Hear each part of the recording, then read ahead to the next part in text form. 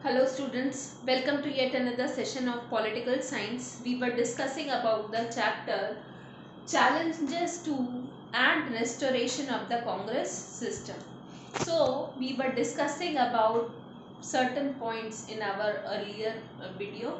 Now let us continue with our discussion about the general elections of 1967. So when we talk about this election of 1967, this election is known as one of the most eventful elections in the history of general elections of independent India. Now what are the reasons behind? So let us understand. In the context of the elections, what were the basic issues? First and foremost, India was suffering from acute food shortage. The production had gone quite low. Then there was a lot of depletion of foreign exchange reserves. USA, the dollar was becoming more stronger in comparison to Indian rupee at this point of time. Earlier, the value of rupee was bit stronger, but during this time it had decreased by 2 rupees. Earlier it was 5 rupees per dollar, and then it had declined and the value was now 7 rupees in comparison to the value of $1. Moreover, a lot of military expenditure was taking place in our country. Not only this, many other soaring issues like unemployment was also there, and the people, especially the students and the middle classes, were opposing the policies of the Congress government. Now, another important thing that happened during this era was the concept of non-congressism. Now, the leader Ram Manohar Lohia, who was the leading leader of Congress Socialist Party, and after that Samyukta Party,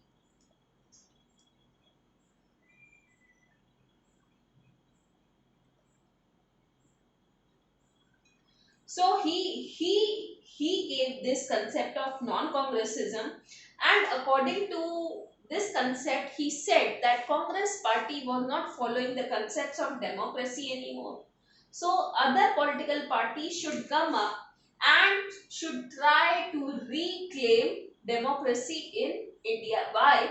Because Congress was no more a pro-poor party. It was not helping the poor people in the country.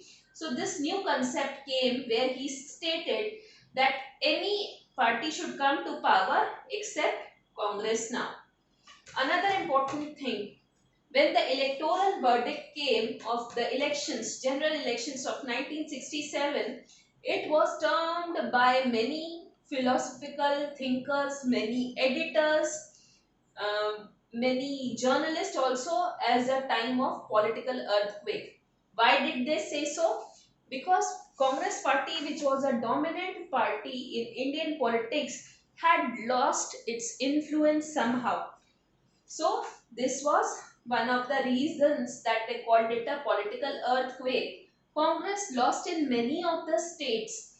It was a common saying that if you take a train from Allahabad to Howrah, from Delhi to Howrah, you would not pass any of the states where Congress party was there in power. So it was a major setback. Another thing, another political party called Dravida Munnetra Kazhagam came into power. This was the time when imposition of Hindi as the official language of India was also being opposed by many southern states. Now, the next important thing that we need to discuss under this topic is the era of coalitions. So, when there were other parties coming up to challenge Congress, there was no any big political party which could stand against Congress. But many small parties, they gathered. So there was no single party which got majority in the elections of 1967. It was just a combination of small parties which were coming to power on the basis of coalition. So from here you can say an era of coalition politics. Coalition means where more than one political parties they come together to form the government in a particular state. So this marks the beginning of the era of coalition politics in our country. Then another important aspect of these elections was defection. Defection means shifting political loyalties. It may be out of greed, it may be out of pressure, or it may be out of fear also. So, one of the examples of one MLA is given here. His name was Gayalal and he was an MLA in Haryana, and within a fortnight means within 14 days, he had changed his political party thrice.